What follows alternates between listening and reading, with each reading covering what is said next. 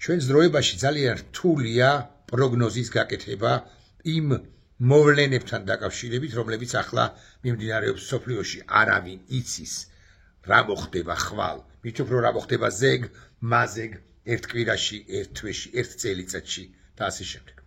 შესაბამისად, კითხვა შეწყდება თუ არა ცეცხლი რუსეთსა და უკრაინას შორის, მიუხედავად იმისა, რომ მხარეები ბრჭყალებში მცდელობას არ აკლებენ, რომ ეს ცეცხლის შეწყვეტა მოხდეს, ceasefire, პასუხგაუცემელია დღესაც. მით უფრო პასუხგაუცემელია კითხვა დამყარდება თუ არა მოკლევადიანი, საშუალოვადიანი, გრძელვადიანი, ან მით უფრო სამუდამო მშვიდობა რუსეთსა და უკრაინას შორის. პრინციპში ეს უკანასკნელი კითხვა პასუხგაცემულია სამუდამო მშვიდობა რუსეთსა და უკრაინას შორის არ იქნება. ყოველ შემთხვევაში არ იქნება მანამ, სანამ რუსეთის ფედერაცია თავად საკუთარი ნებით, რასაკვირველია დასავლეთის ზეწოლის შედეგად არ აღიარებს, რომ 2014 წელს ყირიმის მიტაცება, 2014 წლიდან 22 წლამდე რუსეთის მიერ უკრაინის ცალკეული ტერიტორიების ფაქტობრივი ოკუპაცია, დონბასი იგულისხმება, და 2022 წლიდან ვიდრე დღემდე მიმდინარე პროცესები იყო დანაშაული ჭყალებში მოძმე უკრაინელი ხალხის წინააღმდეგ. ასეთი რამ კი თვალსაწიერ მომავალში დამოუკიდებლად იმისა იქნება თუ არა რუსეთის პრეზიდენტი პუტინი და შეცვლის თუ არა მას რომელიმე ნაკლები დერჟავისტი, მოსალოდნელი რასაკვირველი არ არის ხვალ რომ გადატრიალდეს პუტინი და მოკვდეს პირდაპირ მნიშვნელობით, ეს არ ნიშნავს ავტომატურად იმას, რომ მოვა რომელიმე დემოკრატი ლიდერი რუსეთის სათავეში, რომელიც უკლებლივ ყველაფერზე იტყვის უარს იმ მემკვიდრეობაზე, რომელიც უკვე შექმნა ვლადიმირ პუტინმა. დიახ, 1953 წელს მოკვდა სტალინი. სტალინი, რომელმაც მანამდე 51-დან 55 წლამდე ჩამოაყალიბა საბჭოთა იმპერია, ომის დროს ჩამოაყალიბა, თუმცა 51 წლამდეც რასაკვირველია მცდელობას არ აკლებდა. 53 წლის მარტში საკუთარ შარტში ჩამხრჩვალი არა. საკუთარ შარტში მობანავე არა. არა. უბრალოდ ეს ცნობა ხო არსებობს, რომ იწვა სტალინი იქ მისი შარდი იყო გარშემო. 53 წელს რომ მოკვდა სტალინი, ან მოკლეს, 56 წელს სტალინის მემკვიდრეობას გაემიჯნა იმ ჟამინდელი საბჭოთა კავშირის ახალი ხელისუფლება. 56 წელს რაც მოხდა უკვე მაგალითად თბილისის ცენტრში, დედაქალაქში, ხო? ეს იყო საბჭოთა ხელისუფლების ახალი მესიჯი საბჭოთა ხალხისათვის.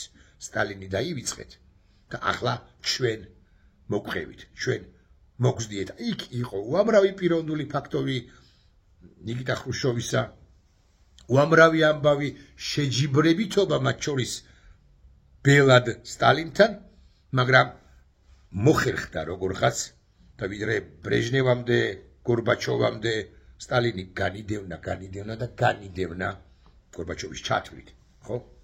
საბჭოთა ისტორიოგრაფიიდან სტალინი გამოსვენებული იყო მავზოლეუმიდან და დაკრძალული იყო კი კრემლის კედელთან, მაგრამ მავზოლეუმთან ის არ გაუთანაბრეს ლენინს მავზოლეუმიდან კი იყვანეს, გამოათრიეს, არ ვიტყვი შეგნებულად. ახლა რა მოხდება? დიახ, შეიძლება პუტინზე ბრჭყალებში უკეთესი მოვიდეს ელცინისებრი, მაგრამ რა ელცინი დერჟავისტი არ იყო და ვინც მოვა ის იტყვის კი მემკვიდრეობაზე, პუტინის მიერ დატოვებულ მემკვიდრეობაზე უარს არ იტყვის და ვერ, იმიტომ რომ ეს დერჟავიზმი ერთგვარი ტიპის საბჭოთა კავშირის აღდგენა, მოკლედ იმპერიის აღდგენა, ეს მოდი ასე ვიტყვი, რუსული პოლიტიკური ელიტის დნმ-ის ნაწილია, მათი ნაწილია. შესაძლოა მათ დროებით გადაწყვიტონ შესვენება დროებით შესვენება გადაწყვიტონ და 2-3-4-5 წლით უარი თქვა დერჟავისზე, მაგრამ საბოლოო უარს რასაკვირველია რუსული პოლიტიკური ელიტა და საკუთარ დერჟავისზე და იმპერიულობაზე არ იტყვის. რატო ვამბობ ამას? ეს უკანასკნელი, ანუ რუსეთსა და უკრაინას შორის პრობლემები სამუდამოდ აღმოიფხრებაო, ამას თუ ვინმე იტყვის, რასაკვირველია არ აღმოიფხრება, მანამ სანამ რუსეთს ამგვარი პოლიტიკა ექნება. ახლა რაც შეეხება ცეცხლის შეწყვეტას, დიახ, ვაშინგტონი ამბობს შემდეგს. ცეცხლი რომ შეწყდება, უკვე მას შემდეგ უნდა დაიწყოს დიდი მოლაპარაკებები რუსეთსა და უკრაინას შორის მათი ფასილიტაციით, ანუ ამერიკელების ან მონაწილეობით. ევროპელების მონაწილეობის თაობაზეც გაურევენ ხოლმე აქა-იქ სიტყვას, თუმცა ხშირად ამაზე ყურადღებას არ ამახვილებენ. ზელენსკი პირიქით ევროპელებზე ამახვილებს ყურადღებას, რამდენადაც ისინი არიან მისი მეგობრები, მისი მხარდამჭერები, ისინი გაცილებით ადეკვატურად აღიქვამენ დღევანდელ ვითარებას, ვიდრე ოკეან გაღმა აღიქვამს დღევანდელი ამერიკის დღევანდელი პოლიტიკური ელიტა. დამოუკიდებლად იმისა, ევროპელები იქნებიან ამ მოლაპარაკებებზე თუ არ იქნებიან. მე მაინც პროგნოზის გამოთქმა გიკითხა კი რთულია, მაგრამ მე მაინც ვფიქრობ, ვარაუდობ ვჭრეთ, რომ ცეცხლის შეწყვეტაც კი არ იქნება და გეტყვით რატომ. პრეზიდენტ პუტინს როგორ შეიძლება რამეში დაეთანხმა ამ შლეგ ლიდერს, მაგრამ პრეზიდენტი პუტინი მართალია ერთ რამეში. დაახლოებით 2000 კილომეტრიანი ფრონტის ხაზის გაკონტროლება მონიტორინგი პრაქტიკულად შეუძლებელია. აქა-იქ რასაკვირველია, შესაძლოა ბრძანებების გარეშეც კი რაც წარმოუდგენელია, მაგრამ მაინც იმიტომ რომ მოსკოვი რასაკვირველია აბსოლუტურად შეგნებულად დაარღვევს ცეცხლის შეწყვეტის შესახებ შეთანხმებას მეორე დღეს, მაგრამ რომც არ დაარღვიოს და მოსკოვიდან არ მიუვიდეს ბრძანება რომელიმე დაჯგუფებას რუსული შეიარაღებული ბანდიტური ძალებისა, ისინი მაინც შემოარღვევენ ამ ცეცხლის შეწყვეტის შეთანხმებას, თუ ასეთის საერთოდ შედგა. მე თუ მკითხავთ, არც შავი ზღვის უსაფრთხოების კონტექსტში, შავი ზღვიდან თუ შავ ზღვაზე ცეცხლის შეწყვეტა არ იქნება და ვერ მიიღწევა ამერიკელების ნამდვილი თუ ფსევდო ძალისხმევის მიუხედავად. ერთ-ერთი საკითხი არის ცეცხლის შეწყვეტის მონიტორინგთან კავშირში, ერთ-ერთი საკითხი არის ევროპელთა თანამონაწილეობა მაშინ და იმ შემთხვევაში, თუ ცეცხლის შეწყვეტის შეთანხმება მართლაც შედგა. გერმანელები, ბრიტანელები, ფრანგები, პოლონელები, სხვა სახელმწიფოების მეთაურები, ხელმძღვანელები, პოლიტიკოსები ხშირად ამბობენ, რომ ევროპა ჩადგება ამ პერიმეტრზე 2000 კილომეტრი მთლად არ არის, მაგრამ მოდი მაინც ჩვენ ესე ვთქვათ 2000 კილომეტრზე. რუსეთი კი ამის სასტიკი წინააღმდეგია გაგიკვირდება და შეერთებული შტატების მაღალჩინოსნებიც ამბობენ, რომ ევროპელების მონაწილეობა ალბათ არ შეიძლება ომაში ვისი? ბელარუსების, ბრაზილიელების, ანუ ბრიქსის წევრი სახელმწიფოების ეგრეთ წოდებული სამშვიდობო ძალები უნდა ჩადგნენ შუაში. რეალურად სამწუხარო ამბავი ის არის, რომ შეერთებული შტატები თავად ამბობდა, თავად ეუბნებოდა ევროპას, შენ აქტიურად უნდა შეიარაღდე და საკუთარი უსაფრთხოება შენვე უნდა დაიცვაო და ევროპა როცა აიქით ეუბნება, ოკეი, ვიარაღდები, ოკეი, მე ვაპირებ სამხედრო ინდუსტრიის გაზრდას, ოკეი, მე ვიწყებ საკუთარი თავის დაცვას შენს გარეშე. უკაცრავად რუსულისთვის დაჟე ჟარგონისთვის დაჟე, ხო? რუსულ დაჟეც ჟარგონიც არ არის საბოლოო ჯამში, დაჟე, ხო? შენს გარეშე ამერიკელები ახლა ვაშინგტონიდან ევროპას უთვლიან, რომ ამის გაკეთება სულაც არ არის საჭირო, უფრო ზუსტად უკრაინაში ჩადგომა სულაც არ არის საჭირო, თუ კონფლიქტის მოგვარება, დასრულება გვინდაო. მოდი ესე ვიტყვი, ევროპას არ უნდა კონფლიქტის დასრულება, ასე არც უკრაინას უნდა კონფლიქტის დასრულება, ასე ხოლო ამერიკა რაოდენ სამწუხაროც არ უნდა იყოს, კონფლიქტის დასრულებას ხედავს სულ სხვაგვარად და მნიშვნელოვანწილად ისე, როგორც ამას ხედავენ მოსკოვში თუ მოსკოვიდან. კერძოდ, უკრაინამ უნდა დათმოს დონბასი, დონეცკი, ლუჰანსკი, ესე ვიტყვი, ყირიმი უნდა დათმოს ზაპოროჟიე და უნდა დათმოს ხერსონი. ამ ორ უკანასკნელში ის ტერიტორიის მნიშვნელოვან ნაწილს აკონტროლებს. ახლა ისმის კითხვა, თუ დათმობს, ეს არის კაპიტულაცია არის თუ არა ეს კაპიტულაცია? თუ არა. დასაკვირველია არის. მაგრამ მე ამაზე კი ვისაუბრე, მაგრამ ამაზე არ გავამახვილებ ყურადღებას. ახლა მე გეტყვით ერთ ამბავს, რომლის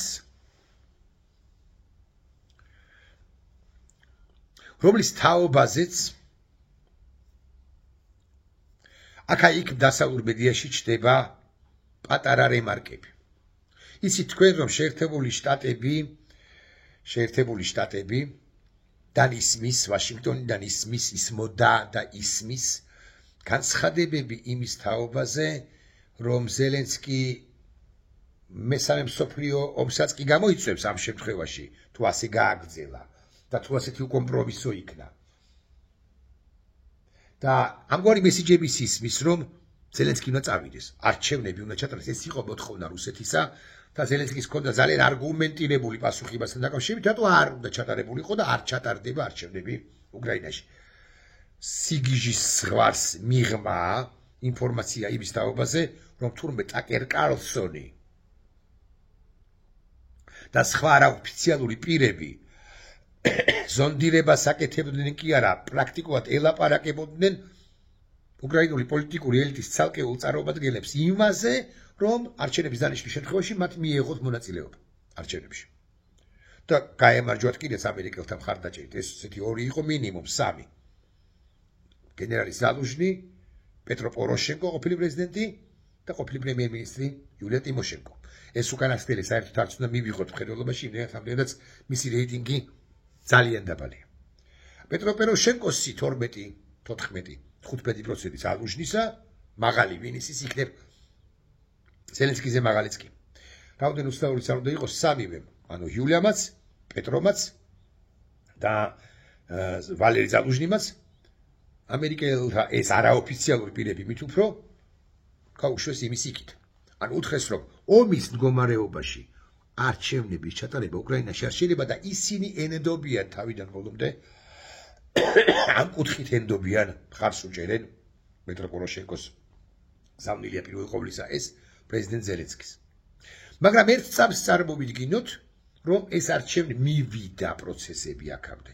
აი ტრამპი, რომელიც გრენლანდიის დაპყრობას აპირებს, სრულიად ანტი-რონალდი განცხადებებს აკეთებს დონალდი, რონალდში იგულისხმება ცხადია რონალდ რეიგანი და დონალდში ცხადია ტრამპი. წარმოვიდგინოთ, რომ უკრაინა მიაჭყლიტეს და მიიყვანეს ამ ახალ არჩევნებამდე. ოკეი, დავუშვათ.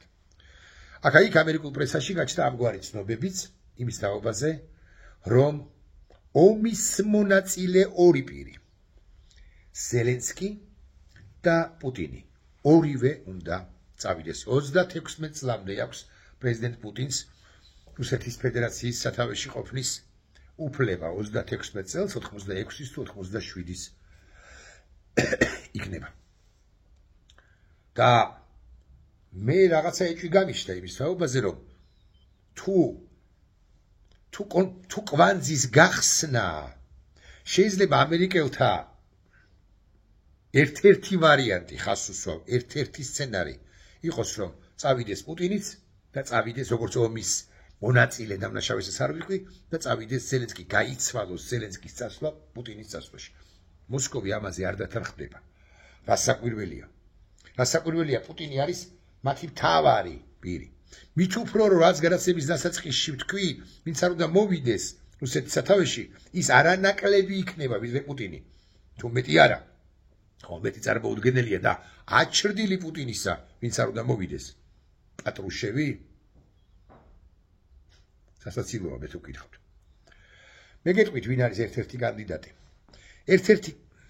ერთ-ერთი შესაძლო კანდიდატი. ერთ-ერთი შესაძლო კანდიდატი არის პუტინის ქალიშვილის და ქალის ქმარი საუდის არაბეთში და არა მხოლოდ საუდის არაბეთში, არამედ პირველ მოლაპარაკებებზე კულისებში ყოფი კირილ დიმიტრევი, რომლის თაობაზე რუსულ მედიაში ჩნდება ცნობები იმის თაობაზე, რომ პუტინ უკაცრავად რუსულისთვის в преемники собирается выдвинуть именно этого Кирилла Дмитриева.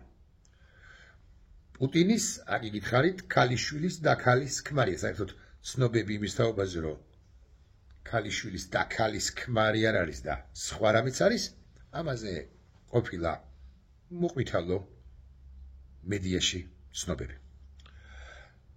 ეს დიმიტრიევი სხვათა შორის ძალიან ახლო მეგობარია ვიტკოფისა. და ეს დიმიტრიევია იმ პროექტის ავტორი, იმ იდეის ავტორი, რომლის თან ავტორი,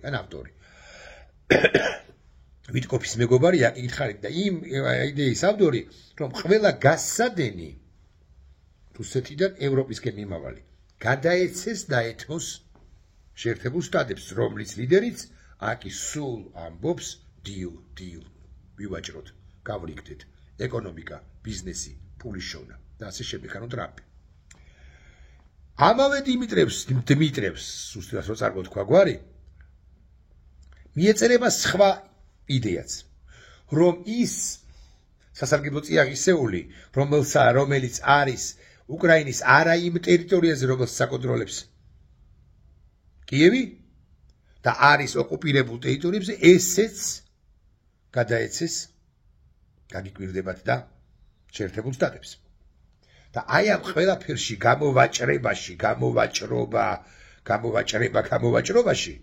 ამის გამო მოხდეს რუსეთის დესანქცირება, რუსეთისათვის ყველაფრის შერჩენა, собиратель земель русских Новороссия, უნდა დააფუძნოს ან შექმნას, ან გააძლიეროს პუტინმა და ამერიკელების მწვანე ანთებული ბარათი ამისთვისაც სჭირდება. მე რო გკითხოთ, უშუალოდ მე, ეს არ გამოვა. იმიტომ რომ რატო იცით? ერთ-ერთი მიზეზი რა არის იცით? აი ახლა კურსკში უკრაინელები არ გამოსულან სხვათა შორის ბოლომდე, თლად ესე არ არის, მაგრამ ვაღიაროთ ცოტაზე მეტად შესუსტდა მათი პოზიციები, ბევრი მიზეზის გამო. შეგვიძლია დავაბრალოთ ამერიკელებს, რომლებმაც არ მისცეს იმ პერიოდში სწორედ როცა უკრაინას გაუჭირდა სადაზვერვო ინფორმაცია და იარაღი. შესაძლოა დავაბრალოთ უკრაინის გენერალურ შტაბს, რომელმაც ვერ მოახერხა მოწყვეტი, როგორ ვერ მოახერხა 8-9 იყვნენ და არიან, მაგრამ კურსკის შენარჩუნება დაუშვა გარკვეული ტაქტიკური შეცდომები. ასე, არ გამათობ. მე ახლა ვერ ჩავუღრმავდები მით უფრო მოკლე ვიდეო ბლოგში იმ ბევრ ვერსიას, რომელიც კურსკის ბოლო პერიოდის მოვლენებს ეხება. მაგრამ ნახეთ რა ხდება. ბელგოროდში, რომელიც არც თუ შორს არის, ხო? იქ დაიწყო ახლა უკრაინამ შეტევა. და ძალიან მნიშვნელოვანი დეტალია.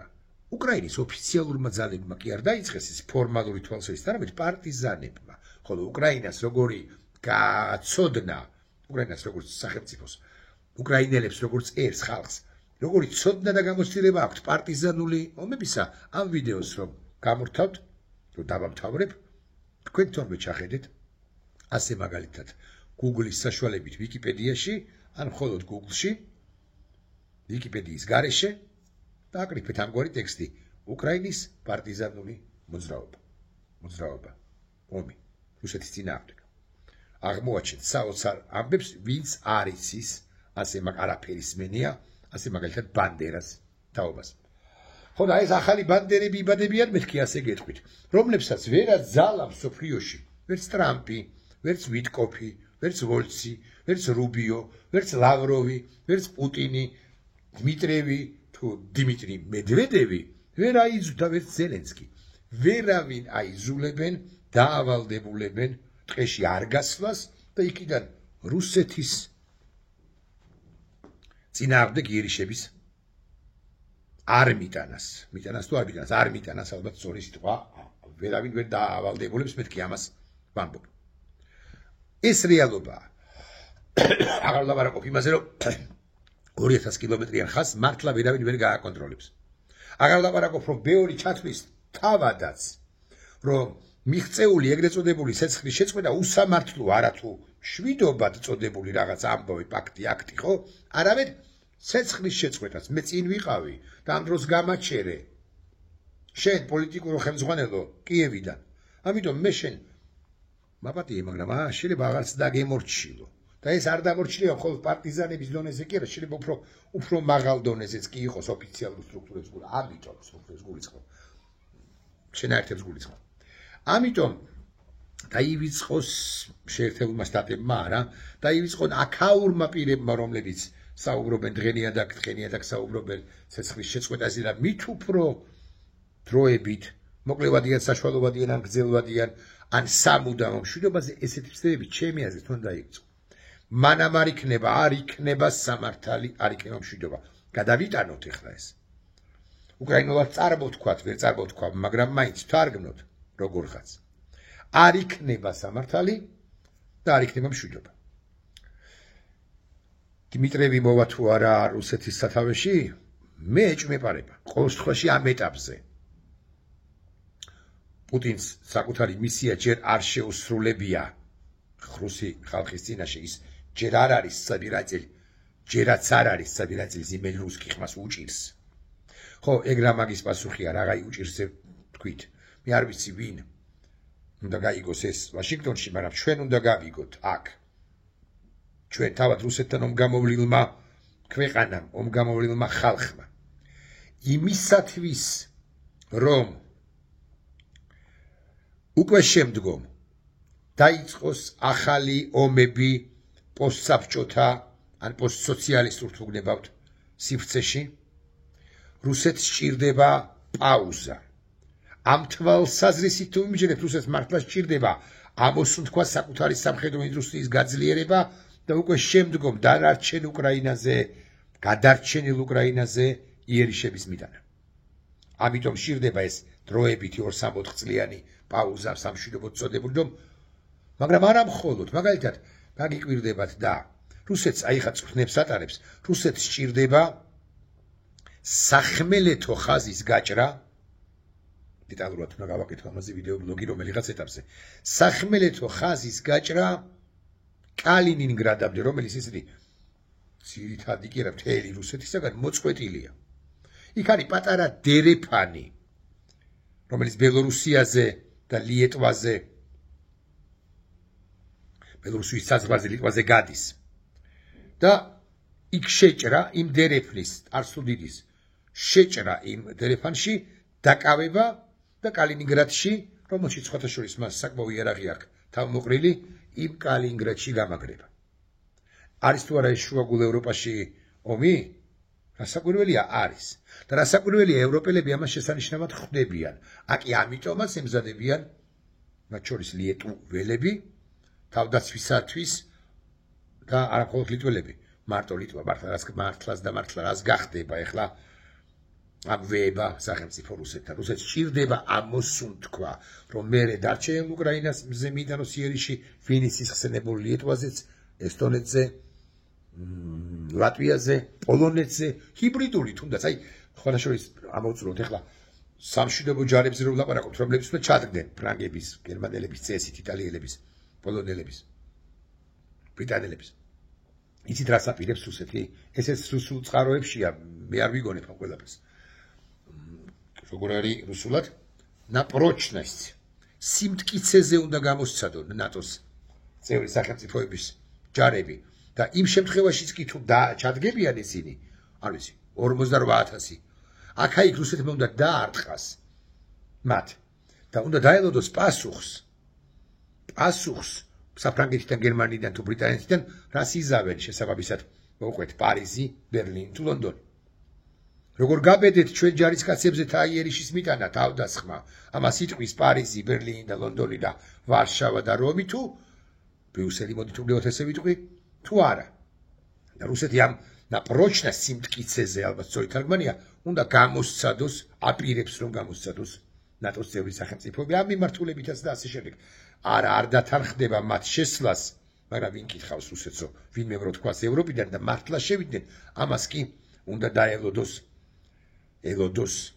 ამას კი უნდა მოელოდეს პარიზის, ბერლინის, ვარშავას, ლონდონის თუ რომის სხვათა შორის ფრანგი, მაკრონის ახლო მაკრონის გარემოცვის წევრები სულ უფრო ხშირად ამახვილებენ ყურადღებას იმაზე, რომ ვერ ავწდებით ამ დაპირისპირებას რუსეთთან და ამისთვის დღესვე უნდა მოვემზადოთ და როგორმე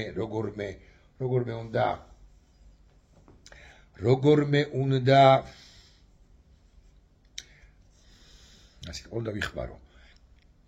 გავუძლოთ პერიოდს, როდესაც ვაშინგტონში არის დონალდ ტრამპი, ანტი რონალდი დონალდი და 4 წლის შემდეგ 29 იანვრიდან იქნება და მრავალწერტილი იქ შეერთებულ შტატებში მოვიდეს ამ სოფლიო პრობლემების ადეკვატურად შეფასებელ აღმქმელი ახალი ლიდერი. ჩვენც ამის იმედი გვაქვს. ნახვამდის.